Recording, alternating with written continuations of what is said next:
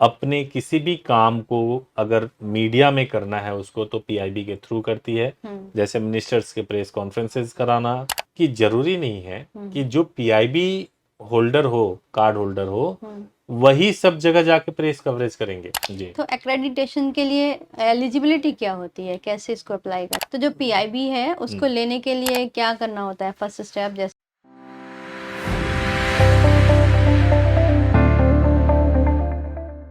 नमस्कार, India publishers association में आपका बहुत बहुत स्वागत है। मैं हूं डॉक्टर तरुणा एस गौड़। सरकारी मान्यता प्राप्त पत्रकार कैसे बनते हैं, ये बहुत सवाल है जो अक्सर पत्रकारों के मन में रहता है। इसी के सब लीगल एस्पेक्ट्स पे हमारे साथ बात करने के लिए लीड इंडिया के फाउंडर और सुप्रीम कोर्ट के एडवोकेट श्री सुभाष सिंह जी मौजूद हैं। नमस्कार सर, आपका नमस्कार बहुत मैडम, बहुत नमस्कार स्वागत है। नमस्कार नमस्कार। जी सर, इस पर बहुत सवाल पूछे जाते हैं। पिछली बार जो हमने वीडियो प्रेस आई कार्ड पर बनाया था, तो उसके बाद बहुत सारे लोगों ने जानना चाहा है कि जो एक्रेडिटेड जर्नलिस्ट हैं वो क्या होते हैं। तो आज हमने जो स्पेसिफिकली लिया है पीआईबी से रिलेटेड है, इसी पर मैं आपसे सवाल करूंगी। तो ये पीआईबी क्या है और इसमें मान्यता कैसे मिलती है? पीआईबी का मतलब होता है press information bureau. Press information bureau जो है सेंट्रल गवर्नमेंट की एक मीडिया एजेंसी है, एक तरीके से बोल सकते हैं। यानी कि सेंट्रल गवर्नमेंट अपने किसी भी काम को अगर मीडिया में करना है उसको तो पीआईबी के थ्रू करती है। जैसे मिनिस्टर्स के प्रेस कॉन्फ्रेंसेस कराना, या फिर कोई भी न्यूज सर्कुलेट करना। आजकल तो फैक्ट चेक जैसा भी शुरू किया है पीआईबी में, जिसमें वो बताते हैं कि क्या फेक न्यूज कौन से हैं। तो इस तरह का काम पीआईबी करती है। साथ में पत्रकारों के लिए, जो भी पत्रकार हैं उनको मान्यता देने का भी, एक्रेडिशन देने का भी काम करती है। जी, तो एक्रेडिटेशन के लिए एलिजिबिलिटी क्या होती है, कैसे इसको अप्लाई करना है? सबसे अच्छी बात यह है कि अगर आप पीआईबी में आपको एक्रेडिटेशन चाहिए तो ऐसा कुछ नहीं है कि आप किसी संस्था से जुड़े हो तभी आपको मिलेगा। पीआईबी एक्रेडिटेशन के लिए अगर आप अपना सेल्फ कोई काम करते हैं, फ्रीलांस जर्नलिस्ट हैं, तब भी आपको मिल सकता है।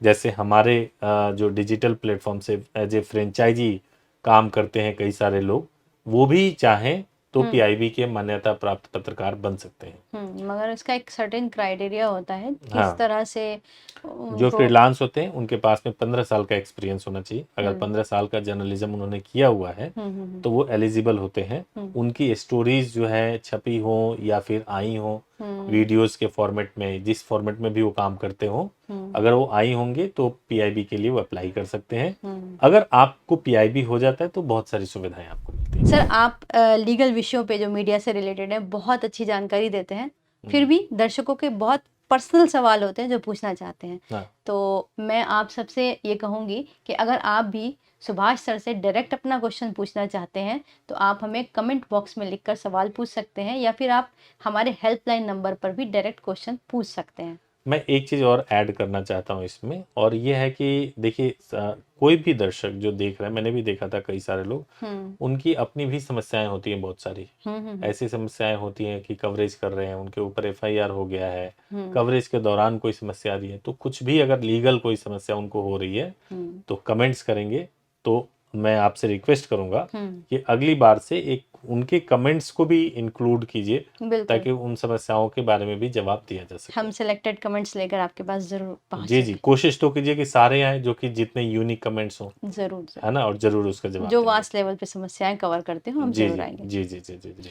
तो इसका इतना चार्म क्यों है, क्यों सब लोगों को लगता है कि भाई उनको पीआईबी चाहिए होता है? क्या सब लोगों को मिल सकता है? देखिए, सेंट्रल गवर्नमेंट ने एक गाइडलाइंस बनाया है, और गाइडलाइंस का जो गाइडलाइंस बनाया है, सेंट्रल मीडिया गाइडलाइंस करके समथिंग है इस तरीके से, उस गाइडलाइंस के मुताबिक एक्रेडिटेशन दिया जाता है। एक्रेडिटेशन देने का मतलब क्या होता है कि जब किसी भी पत्रकार को एक्रेडिटेशन दिया जाएगा तो उसकी पूरी बैकग्राउंड वेरीफाई की जाएगी, और उसके बाद से उसको एक्रेडिटेशन मिलेगा। यानी कि एक प्रेस आई कार्ड मिलेगा जो सरकारी ऑथेंटिकेशन उस पर लगा हुआ होगा। उस आई कार्ड का बेनिफिट ये होगा कि रेलवे में आपको कंसेशन मिलेगा, अगर आप ट्रेवल कर रहे हैं तो कंसेशन मिलेगा।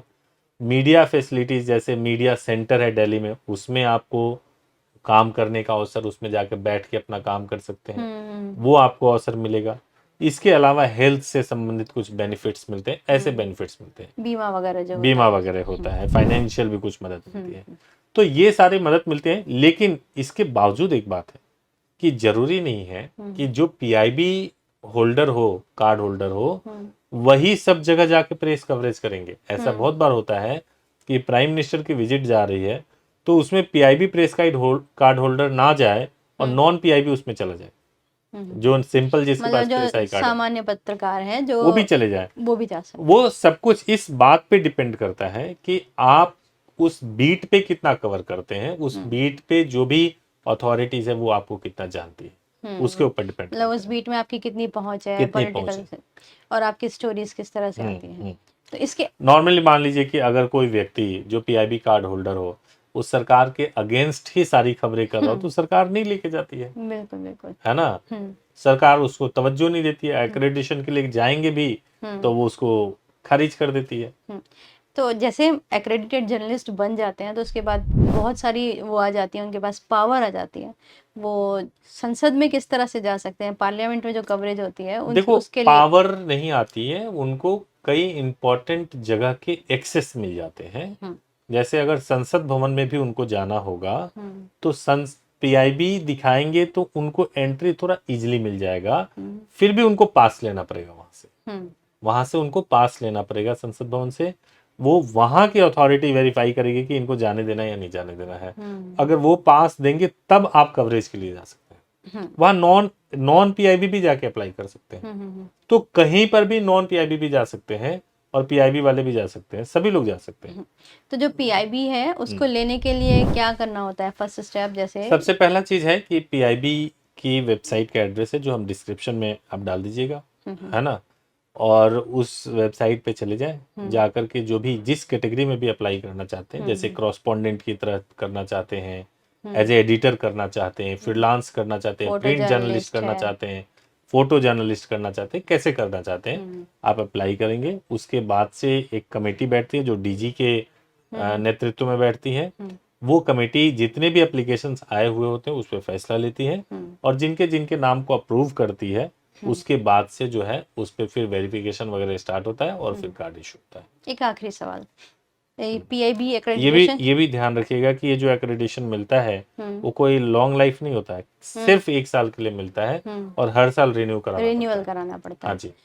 आखिरी सवाल मेरा ये था कि जो हमने अभी बात की कि पावर तो नहीं, चलिए एक्सेस मिल जाती है, एक्सेस मिल जाती है तो यूटिलाइज भी आदमी मिसयूज भी कर सकता है।